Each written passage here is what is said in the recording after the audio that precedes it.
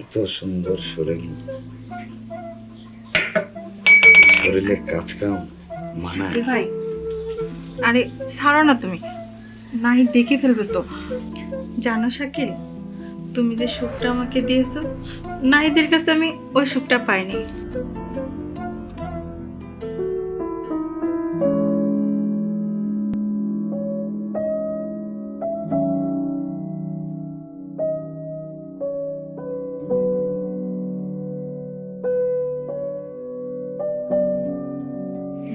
শাকিল ভাই, শাকিল ভাই। কে?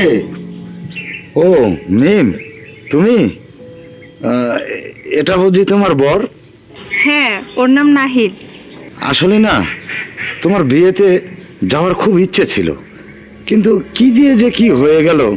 বাদ দেন শাকিল ভাই, ভাবি বাসায় নাই। না, তোমরা আসার কিছুক্ষণ আগেই সে বাপের বাড়ি গেছে। শাকিল ভাই আপনি জাননি? না, আমি দুদিন পর যাব। নাহিদ, তুমি ব্যাগ নিয়ে ভিতরে যাও, আমি আসছি। ও ভিতরে যা কি করব, ভাবি তো বাসায় নাই। আরে তোমার ভাবি নেই তো কি হয়েছে, আমি তো আছি। তাছাড়া বাইরে অনেক ঠান্ডা, তুমি ভেতরে আসো।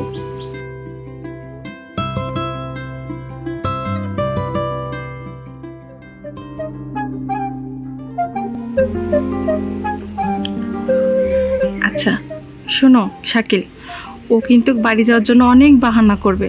তুমি ওকে কোনোভাবেই বাড়ি যেতে দিবে না, যেভাবেই হোক ওরে রাখবা। আর তোমার আর আমার ব্যাপারটা এই সুযোগে সেরে নেব, ঠিক আছে? আরে আমি তো চেষ্টা করবই, কিন্তু তারপরও যদিও না থাকে। আমি তো আছি, থাকবে না মানে? থাকবে। তা ঠিক আছে, তোমার উপরে সে ভরসা আমার আছে। তো ঠিক আছে, চলো ঘরে যাই। কি ব্যাপার নাই, তুমি এখনো ফ্রেশ হওনি? শোনো, এই প্রথম কিন্তু তুমি আমার বাড়িতে আসলে, আজকে কিন্তু তোমাকে আমি যেতে দিচ্ছি না। না ভাইয়া, তা কি করে সম্ভব, যেতেই হবে। আর যেহেতু ভাবি নাই, পাকশিকেরও তো একটা ব্যাপার আছে। আর আপনি পুরুষ মানুষ, এত কষ্ট করার দরকার নেই। ভাবি নাই তাতে কি হয়েছে? আমি তো আছি, আমি রান্না বান্না করবো। হ্যাঁ, আরে মিম তো আমার খালাতো বোন, বড় মুখ করে আমার বাড়িতে এসেছে, আদর আপ্যায়ন না করে কি করে যেতে দিই বলো? আরে পাক শাকলে তোমাকে ভাবতে হবে না, পাক করবে তো আজকে মিম, সে আমার খালাতো বোন না। মিম, তুমি রান্না করো, রাতে থেকে সকালে যাও।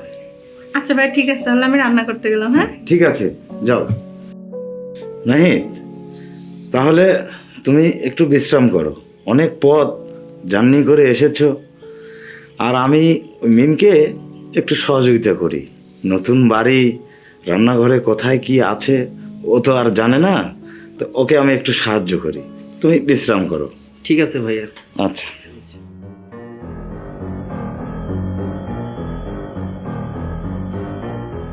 নিশ্চয়ই মিম আর শাকিল ভাইয়ের মধ্যে কোনো কুমতলব আছে। তা না হলে মিমের এত আত্মীয় স্বজন থাকতে কেন খালাতো ভাইয়ের জন্য পাগল হয়ে যাবে? রাত আগে আসুক, তবেই বোঝা যাবে ব্যাপারটা, দুজনের মনে কি চলছে। আপাতত একটু রেস্টেই যাই।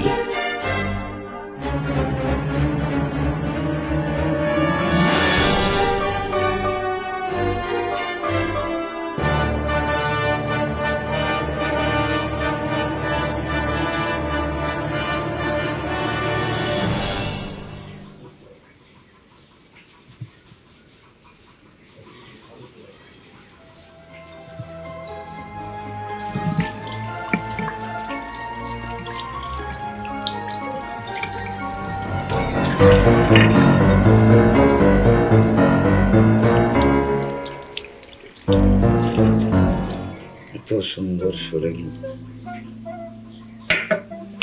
শরীরে কাজ কাম মানায়। ভাই আরে ছাড়ো না তুমি, নাহি দেখে ফেলবে তো। বোঝোই তো যে আমরা যে প্ল্যান করছি, এই প্ল্যানটা পুরোই ভেস্তে যাবে ও যদি দেখে ফেলবে। রাত আসুক, তারপরে দুজনের দেখা হবে তো। আরে দেখবে না, ও তো রুমে আছে। বুঝো না কেন, বিষয়টা কেমন হয় না, ও যদি দেখে ফেলে তাহলে তো সব প্ল্যান ভেস্তে যাবে। এখন ছাড়ো, রাতে দেখা হবে, ঠিক আছে? রাতটা কখন হবে? আমার যার দেরি সইছে না। বুঝতে পারছি তো, যাও না এখন, যাও যাও যাবো? যাও না, যাও। যেতে না মন চাইছে না। পাগলামি করলে হবে শাকিল ভাই, যাও না বলতেছি। আরে যাও তো। ঠিক আছে তাহলে রাতে তো আরে হচ্ছে না। যাও, আমি বলছি তো, দেখা হবে। ঠিক আছে।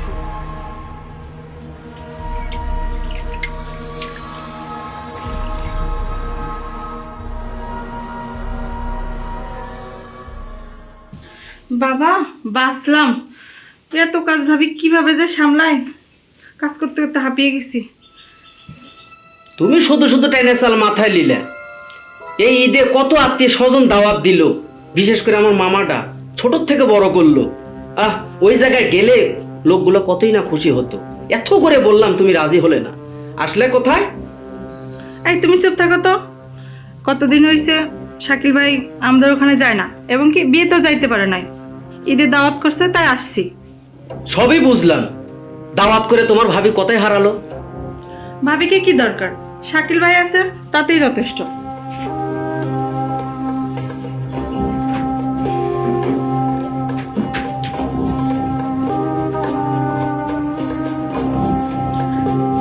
এই নাও, শাকিল ভাই স্পিরিট নিয়ে এসেছে তোমার জন্য, খাও।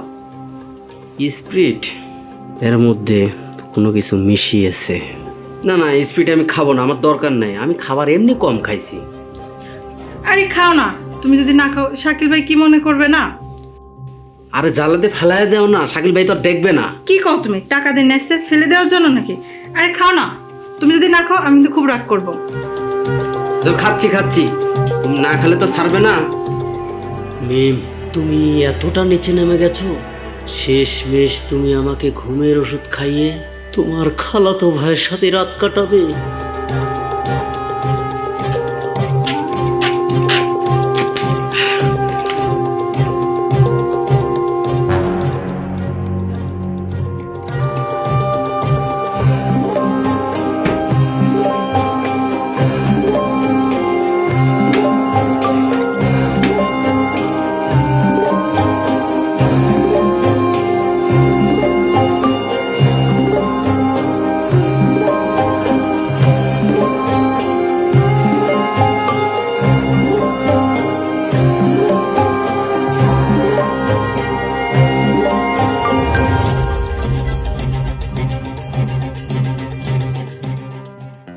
জানো শাকিল, তুমি যে সুখটা আমাকে দিয়েছো, নাহিদের কাছে আমি ওই সুখটা পাইনি। জানো, নাহিদের না সমস্যা, অনেক ডাক্তার দেখাইছি, কিছুতেও ভালো হয় না, সুস্থই হইল না। আমি আর কি করব বলো? তোমার বাপ, ভাই, মা সবাই মিলে তো তোমাকে নাইদের সাথে বিয়ে দিল। তবে আমি কিন্তু আজও তোমাকে বলিনি। বাদ দাও না, আজ রাতে এতদিন যে ঘাটতি অপূরণ ছিল, চলো না আমরা পূরণ করি। তাই আসো।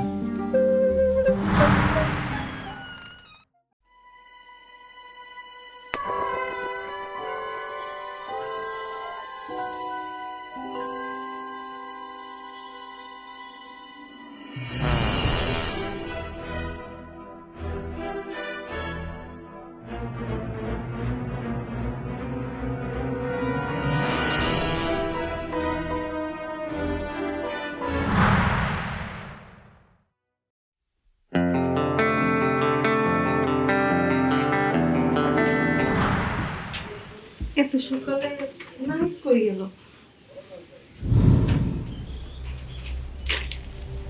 চিঠি। মিম, আমি জানতাম তুমি শাকিল ভাইয়ের সাথে কিছু করতে চলেছ। সব জেনেও তোমাকে আমি কিছুই বলিনি, কারণ তোমাকে আমি প্রাণের চেয়েও বেশি ভালোবাসতাম। সকালে ঘুম থেকে উঠে আমার বিশ্বাস ছিল রাতে তোমাদের মধ্যে কিছুই হয়নি। হঠাৎ তোমার পায়ের স্যান্ডেলের দিকে আমার চোখ চলে গেল। একটি তোমার পায়ের আর একটি শাকিল ভাইয়ের পায়ের। আমার বুঝতে বাকি নাই তুমি কতটা চরিত্রহীন মহিলা। সারা রাত কি করেছো তোমার খালাতো ভাইয়ের সাথে? আমি চলে গেলাম, ভুলেও আমার বাড়ি আসার চেষ্টা করবে না। পায়ের জুতো ছিঁড়ে গেলে সেটা সেলাই করে পায়ে দেওয়া যায়, কিন্তু কোনো মেয়ের চরিত্রে যদি দাগ লাগে তার সাথে সংসার নয়, তাকে শুধু বাজারের মেয়ে হিসেবেই মানায়।